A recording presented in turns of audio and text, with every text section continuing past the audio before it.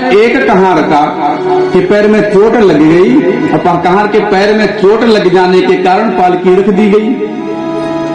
पालकी में 4 कहार की आवश्यकता है और 4 कहार के बिना पालकी चलेगी नहीं। अब पालकी को भाई जो पुराने लोग हैं वही लोग जानते हैं ये पालकी क्या है। सो डोली कहते हैं आम भाषा में, आज की भाषा में। तो अब पालकी रख दी गई। राजा रघुगण ने कहा कि जाओ किसी को खोज के ले आओ जो मिल जाए पालकी ढोने के लिए। अब कहां लोग गए, अब जंगल में कौन मिलने वाला,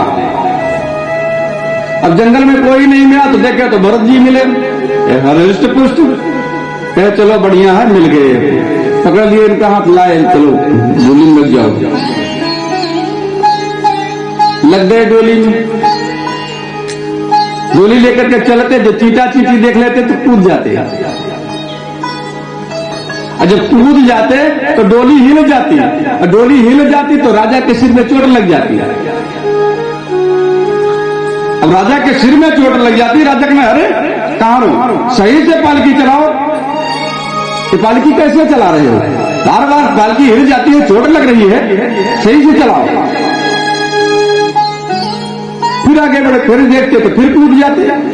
भाई जिनको जीव हत्या कहां करेंगे, जो पैर के नीचे जीव आएंगे तो मर जाएंगे। अब फिर चलने लगे तो फिर चलने लगे तो फिर चलते, फिर कूद जाते, तो राजा को बार बार चोट लगती। राजा कहते तो कहारों ने कहा कि राजन इसमें हम लोगों का कोई दोष नहीं है, दोष यह संसर्ग का दोष हो गया है, यह हमारे संसर्ग का दोष हो गया है।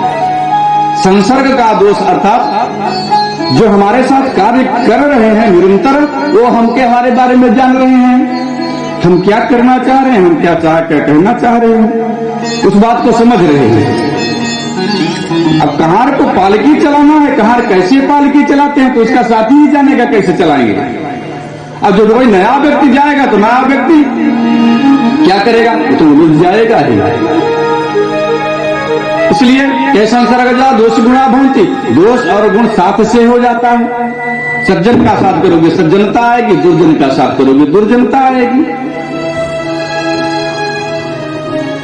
तो राजा रघुगण ने कहा कि देखो पालकी ठीक से चलाओ, अब पालकी ठीक से चलाओ नहीं तो मैं तुम्हारी चिकित्सा कर दूंगा। जब इस प्रकार से चिकित्सा की बात कही कि मैं तुम्हारी चिकित्सा कर दूंगा, अभी तक तो भरत जी नहीं बोल रहे थे, और भरत जी समझ रहे हैं कि राजा रघुगण को सत्संग प्रिय है, तो सत्संग प्रिय राजा है, और यह राजा ज्ञान की तलाश में है। जन्म से लेकर के अब तक नहीं, जो भरत जी बोले थे, जब कहे कि मैं तुम्हारी चिकित्सा कर दूंगा, पालकी ठीक से चलाओ, अब बोल पड़े भरत जी, जो जन्म से अब तक नहीं बोले। तो कहने लगे कि देखो राजन, तुम कौन सा चिकित्सा करने की बात कर रहे हो, चिकित्सा तो शरीर की होती है और मैं शरीर नहीं हूं। चिकित्सा शरीर की होती है और जिसकी चिकित्सा करने की बात कर रहे हो मैं शरीर नहीं हूं। जब इस प्रकार से भरत जी ने कहा, राजा रघुगण आश्चर्यचकित हुए, अरे कारों ने किसको ले आकर के यहां पालकी में लगा दिया। अब पालकी से देखे बाहर तो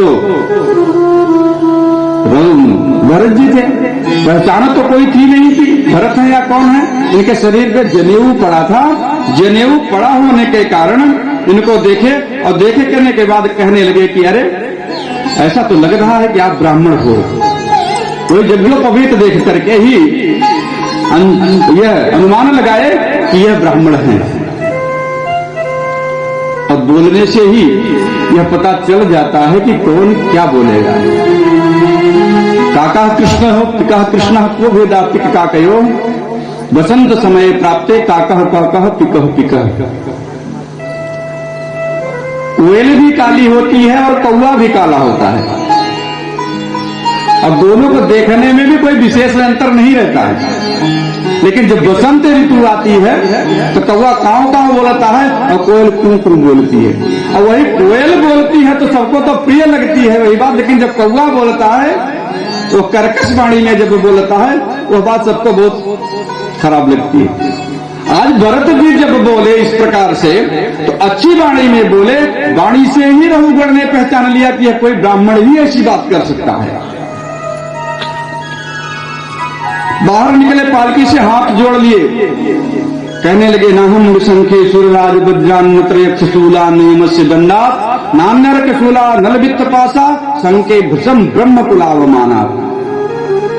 राजा रोहण कहने लगे कि नाहम संख्ये सूर्यराज वज्रान, मैं देवराज इंद्र के वज्र से नहीं डरता हूं।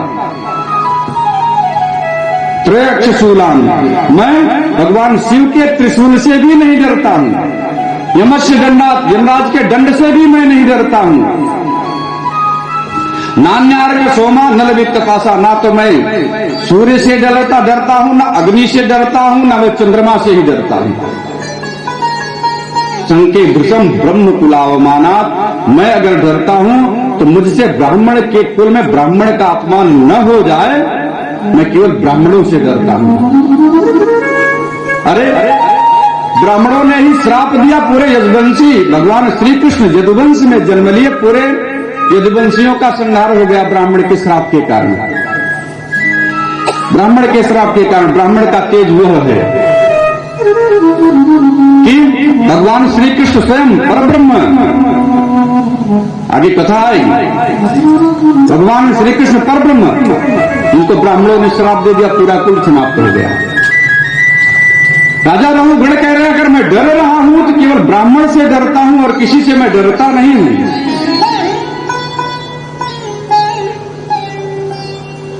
और अभी तो आपने कहा कि मैं शरीर नहीं हूं, चिकित्सा शरीर की जाती है, तो ऐसा कैसे हो सकता है? ऐसा कैसे हो सकता है? अरे बटलोई में जब पानी रखा है और पानी में चावल डाला जाएगा, चावल जब डाला जाएगा तो पानी के साथ चावल भी पकेगा। अर्थात राजा रघुगण कह रहे हैं, अर्थात जब इस शरीर को कष्ट होगा तो शरीर के कष्ट के साथ आत्मा को भी कष्ट होगा। यह बात कहना चाहती हूं। अब भरत जी कह रहे हैं कि नहीं राजन, अभी तक आपने सही बात नहीं समझी। आत्मा को तो वास्तविक रूप से कष्ट नहीं होता, और जिसको तुम आत्मा कह रहे हो वो आत्मा नहीं, वो मन है। मन और आत्मा में अंतर है, मन और आत्मा में अंतर है। यह कष्ट मन को होता है, मन ही वो मनुष्य हम कारणम बंध मोक्ष हो, मन ही हमारे बंधन का और मुक्ति का दोनों का कारण मन ही है। और मन को तो कष्ट होगा, हमको खाने को नहीं मिलेगा, मन हमारा खिन्न हो जाएगा, लेकिन आत्मा तो हर अवस्था में प्रसन्नचित ही रहेगी। और हे राजन, यह आत्मा किसी प्रकार का कष्ट नहीं होता। अभी तक तुम यज्ञ आदि में ही फंसे रहे और सत्संग में नहीं किए, और जो सत्संग भी किए तो उसमें यही समझते रहे कि आत्मा और मन में भेद नहीं समझे। आत्मा अलग वस्तु है, उसमें अंतर है, और मन में आत्मा से अलग है। आत्मा ब्रह्म का अंश है और मन जो है, मन ब्रह्म का अंश नहीं है।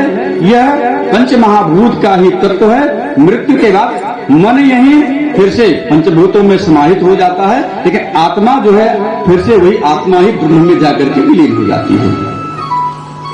बोले वृंदावन बिहारी लाल की। इस प्रकार से राजा रघुगण को जड़ भरत जी ने उपदेश दिया। उपदेश देने के बाद फिर पंचम स्कंद में भवाटवी का वर्णन है। इसमें कौन कौन से द्वीप, कौन कौन से पर्वत, कौन कौन सी नदियों, इन सबका भूगोल जो है, चंद्रमा पृथ्वी से सूर्य की दूरी कितना, चंद्रमा की दूरी कितना, बृहस्पति की दूरी कितना है पृथ्वी से, इन सब के बारे में जो भूगोल है, भूगोल भागवत के पंचम स्कंद में वर्णन किया गया है। फिर भागवत के पंचम स्कंद के अंतिम अध्याय में महाराज परीक्षित को सुखदेव जी नरक का वर्णन करते हैं, नरकों का वर्णन करते हैं। और जब नरकों का वर्णन करते हैं, कहने लगे कि राजन, यह 24 प्रकार के नरक हैं। उन नरकों में बताने लगे कि यह 28 प्रकार के नरकों का वर्णन किया, और 28 प्रकार के नरकों में कहने लगे कि जो मच्छर और मक्खी को भी मार देता है उसको भी रौरो नरक होता है। मच्छर और मक्खी को भी जो मार देता है उसको भी रौरो नरक होता है। अब जब इस प्रकार से कहने लगे तो परीक्षित डर गए, परीक्षित डर गए। अब यहां बार बार डरने की कौन सी बात आती है भाई? जीव जब भयभीत तो होगा तभी वह सत्कर्म करेगा, जब भय से भयाक्रांत होगा तभी वह कुछ करेगा। जब परेशानी अगर हमको होगी तो पंडित जी बताए भैया इस मंत्र का जप करो, थोड़ा सा हवन करो, इस मंत्र से आपको कल्याण होगा, तो पंडित जी की बात पर विश्वास होगा तो हम करेंगे,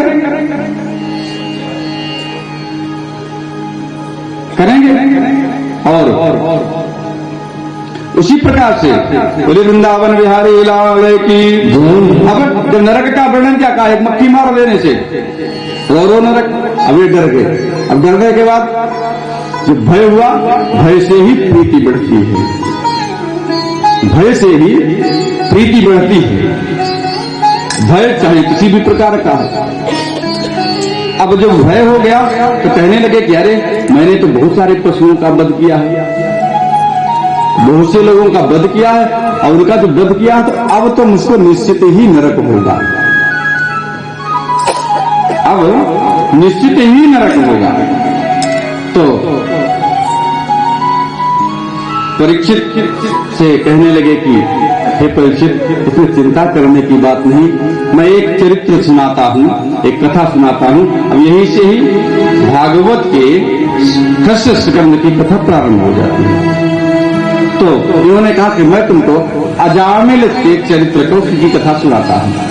अजामिल यह ब्राह्मण का पुत्र था, और यह भी नैष्ठिक नित्य यज्ञ आदि किया करता था, पूजन पाठ किया करता था।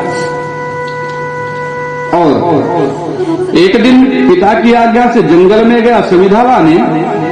जब समिधा लाने गया तो वहां उसने देखा कि एक स्त्री जो है वो पर पुरुष के साथ रमण कर रही है, और यह संसर्ग के कारण दूषित होकर के यह भी उसी स्त्री के साथ रहने लगा। अपना नित्य कृत्य जो मेरा कर्म है वह भूल गया, और भूल जाने के बाद मेरा क्या कर्म है, मेरा उसको क्या करना चाहिए, ये सब भूल करके वो उसी स्त्री में रमण करने लगा। करते करते काफी समय बीत गया, तो इसके से संतान भी हुई कई। तो इसको जो अंतिम संतान हुई उसका नाम, महात्माओं ने कहा कि उसका नाम नारायण रख दो, उसका नाम नारायण रख दो। पुत्र का नाम नारायण रख दिया, छोटे पुत्र का। और नाम की तो बड़ी महिमा है, इस कथा के माध्यम से नाम महिमा का ही वर्णन किया गया है। इसलिए कि जो भगवान का नाम है वह नाम ही सबको मुक्ति दे सकता है, भगवान का नाम ही मुक्ति प्रदान कर दे सकता है। अन्यथा कोई साधन ऐसा नहीं है कि जो पाप को समाप्त कर दे और मुक्ति प्रदान कर देगा। कलयुग में तो ऐसे ही, कलयुग केवल नाम आधार, कलयुग तो नाम का ही आधार है। और इसलिए इसने नाम, पुत्र का नाम नारायण रखा है। यहां आज विकृति हो गई समाज में, कुछ नया करने के चक्कर में कुछ ऐसा नाम रखते हैं जिसका कोई अर्थ नहीं है। कुछ नया करने के चक्कर में ऐसा नाम रख देते हैं जिसका कोई अर्थ ही नहीं होता। अभी एक नाम रखते हैं पारुल, पारुल लड़कियों का नाम रखते हैं, जो न हिंदी शब्दकोश में है न संस्कृत शब्दकोश में है, न हिंदी शब्दकोश में है न संस्कृत शब्दकोश में कहीं पारुल है। प्राचीन में है और इसका नाम चिउरा होता है। ठीक है, जिसका नाम चिउरा होता है। कुछ नया नाम मिल जाए बस, इसका अर्थ क्या है इससे कोई अर्थ नहीं है। नाम के अर्थ से कोई अर्थ नहीं है, कोई अच्छा सा नाम हो बस। और पहले हमारे यहाँ क्या होता था कि लोग पुत्र बच्चों का नाम भगवान के नाम के संबंध में रखते थे। अगर पुत्रासक्ति भी हो जाए मरते समय, पुत्र में भी आसक्ति हो जाए तो पुत्र में आसक्ति हो, लेकिन नाम अगर उसका भगवान का रहेगा तो अगर हम उसको पुकारेंगे पुत्र के भाव से ही तो भी हमको मुक्ति हो जाएगी। ये कारण है। अब आज ऐसा नाम रखते हैं अंग्रेज लोग, जो अपने कुत्तों का नाम रखते थे वही बच्चों का नाम रखते हैं। हाँ, कह रहे हैं टोनी रखते हैं। बोलिए वृंदावन बिहारी लाल की। तो नाम की जो महीना है, हमारे यहाँ नाम हमेशा सोच विचार के रखना चाहिए बच्चों का, और जब बच्चों का जैसा नाम होगा उसी प्रकार से गुण भी उनमें आते हैं। नाम के अनुसार ही गुण भी आते हैं, और गुण आएंगे। अगर मरते इसमें पुत्रासक्ति हो गई तो भी पुत्रासक्ति से भी हमारा कल्याण हो जाएगा। अजामिल अपने पुत्र का नाम नारायण रखा, और जब नारायण रखा महात्माओं की कृपा से, तो जब इसकी मृत्यु होने लगी और मृत्यु के समय इसने अपने पुत्र को बुलाया, नारायण को। जब जम के दूत आए तो नारायण नारायण कहकर के बुलाने लगा, और जब नारायण नारायण कहते हुए बुलाने लगा तो उसी समय भगवान विष्णु के दूत पार्षद आए। तो भगवान विष्णु के पार्षद आए, भगवान के पार्षद आए, जमदूतों से कहा कि इसको छोड़ दो और यहां से भाग जाओ, ये तो भगवान का भक्त है, ये भगवान का भक्त है, इसको छोड़ करके भाग जाओ। जब इस प्रकार से कहा तो यमदूत कहने लगे नहीं, तुमको गलत ज्ञात हो रहा है, यह नारायण को नहीं बुला रहा है, तो अपने पुत्र को बुला रहा है, अपने पुत्र को बुला रहा, नारायण को नहीं बुला रहा है। तो भगवान के दूतों ने कहा जैसे अग्नि है, अग्नि का स्वभाव है जलना, अग्नि का स्वभाव है जलना, आप जान के छुएंगे तो भी जल जाएंगे और अनजाने में छुएंगे तो भी जल जाएंगे। बिजली का काम है करंट, जो विद्युत है विद्युत का काम है विद्युत लगना, शॉर्ट लगना, उसको जान के छुएंगे तो भी करंट लगेगा और अनजाने में छुएंगे तो भी करंट लगेगा। उसी प्रकार से जो भगवान का नाम जो है वो जान के लिया जाए अथवा अनजान में ही लिया जाए, तो नाम तो नाम है, नाम की तो महिमा है। विष्णु पार्षदों ने जमदूतों को भेज दिया। जब मृत्यु का समय इसका सन्निकट आया था, इसकी मृत्यु नहीं हुई। मृत्यु का समय स्थान निश्चित है, और समय और स्थान में अगर परिवर्तन हो जाता है तो मृत्यु टल जाती है, जिसका प्रमाण यह अजामिल चरित्र की कथा है कि अजामिल के मृत्यु का तो समय हो गया था, लेकिन भगवान विष्णु के पार्षद आ गए और जम के दूतों को वहां से हटा दिया। उसका मृत्यु का समय टल गया, टल जाने के कारण इसकी मृत्यु नहीं हुई। जब इसकी मृत्यु नहीं हुई तो विष्णु पार्षदों ने इसको भेज दिया। विष्णु पार्षदों ने भेज दिया, ये सोचने लगा अरे मैं तो ब्राह्मण का पुत्र था और मैं धर्म कर्म करता था, तो भगवान की बड़ी कृपा हुई कि मेरे ऊपर कृपा हुई कि मैं मृत्यु से बच गया। इसको ज्ञान हो गया, ये तपस्या करने पर चला गया। अब इधर भगवान विष्णु नारद इधर जमराज के दूत जम के पास आए और जम के पास आकर के कहने लगे कि हमको कहाँ भेज दिए। अरे वहां गए हम, वहां तो बड़ा अपमान हुआ हमारा, और भला आप ही बताइए। वो तो अपने पुत्र को बुला रहा था, नारायण नारायण कर रहा, जैसे नारायण का नाम लिया जम कहने लगे कि देखो हमारे लोक में आए हो, यहाँ नारायण का नाम मत लो, इसलिए यमलोक में अगर नारायण का नाम होगा तो यम का तो सारा दरबार ही खाली हो जाएगा,